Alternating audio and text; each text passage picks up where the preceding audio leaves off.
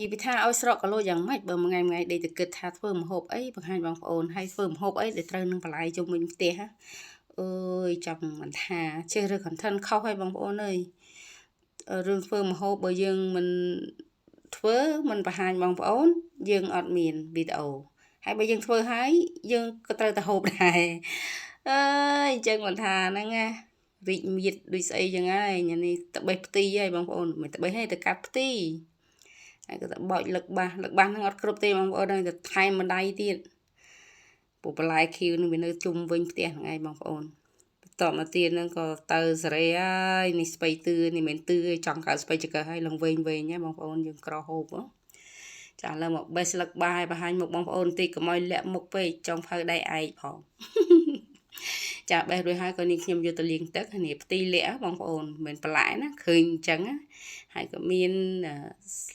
ស្លឹកបាហើយនឹងស្បៃទឿយើងនឹងឯងបន្លែ3មុខហ្នឹងហើយជើងជ្រូកបងប្អូននេះខ្ញុំដាក់ស្ងោរជើងជ្រូកជាមួយបន្លែខៀវយើងនឹងឯងមានប្រមាណគឺបោចដាក់ទាំងអស់នេះសំណាងហើយដែលគ្រួសារគាត់រវល់បើគាត់អត់រវល់ឲ្យគាត់បោចស្អំដាក់ទៀតតែគាត់រវល់ក៏អត់បានដាក់ទៅព្រោះរសារមិនទៀបណាបងប្អូនខ្ពស់ដែរនេះខ្ញុំឡើងបេះអត់រួច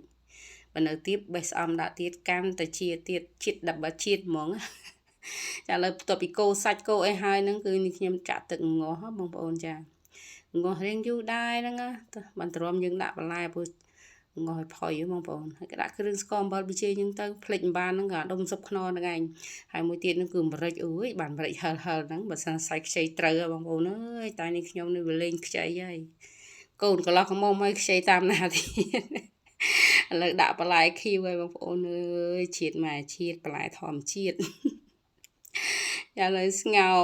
ជើងជ្រូកជាមួយបន្លែខៀវនេះខ្ញុំនឹងក៏រួចរាល់ដែរអរគុណច្រើនបងប្អូនសម្រាប់ការតាមដានវីដេអូនេះខ្ញុំនឹងជួយ like comment